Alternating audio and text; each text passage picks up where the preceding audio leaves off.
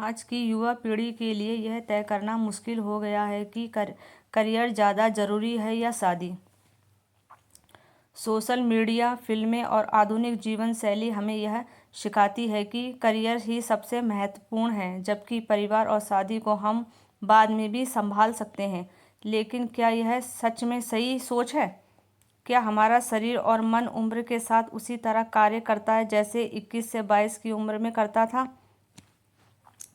कई लोग करियर बनाने के चक्कर में सही उम्र में शादी और परिवार की जिम्मेदारी से बचते हैं, लेकिन बाद में उन्हें इसके भयंकर दुष्परिणाम भुगतने पड़ते हैं।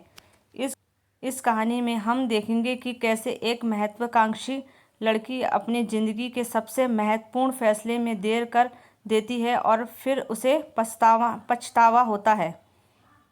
21 की उम्र में जब शरीर यौवन के चरम पर होता है, तब हार्मोन हमें संकेत देते हैं कि हमारा शरीर शारीरिक संबंधों और विवाह के लिए तैयार है।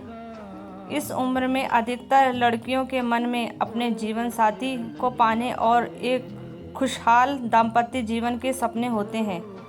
यह एक स्वाभाविक भावना है जो किसी के चरित्र को नहीं दर्शाती, बल्कि यह दर्शाती है कि शरीर और मन प्राकृतिक रूप से विवाह और परिवार के लिए तैयार हो रहे हैं। संध्या को भी यही अनुभव होता था। हर नए लड़के में वह अपने जीवन साथी को तलाशने की कोशिश करती थी, लेकिन उसका ध्यान पूरी तरह करियर पर था। उसने ठान लिया था कि पहले अपना करियर सेट करेगी, फिर शादी के बारे में सोचेगी।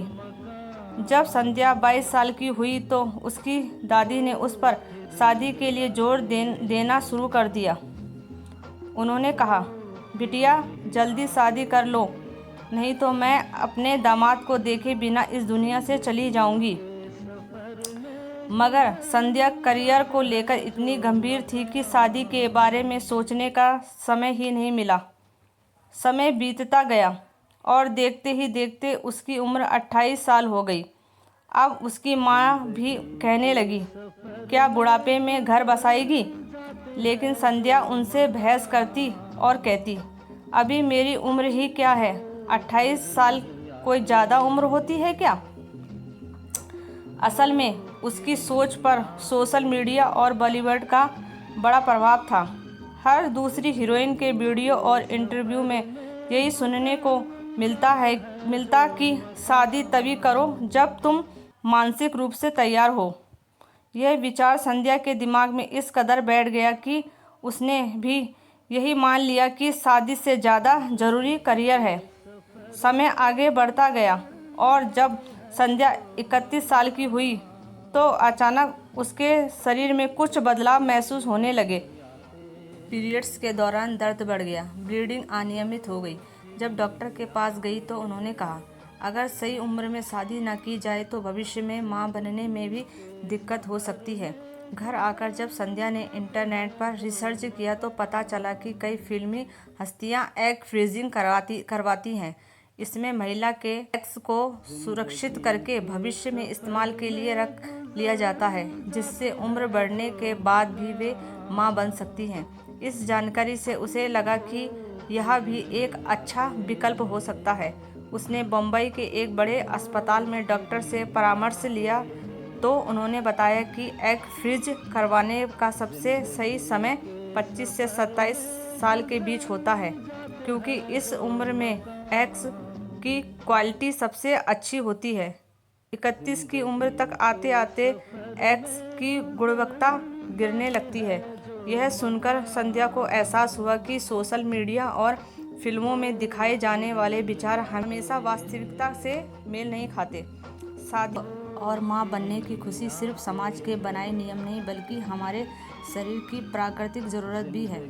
इस अनुभव ने उसे सिखाया कि करियर ज़रूरी है, लेकिन सही उम्र में शादी और परिवार को प्राथमिकता देना भी उतना ही महत्वपूर्ण है।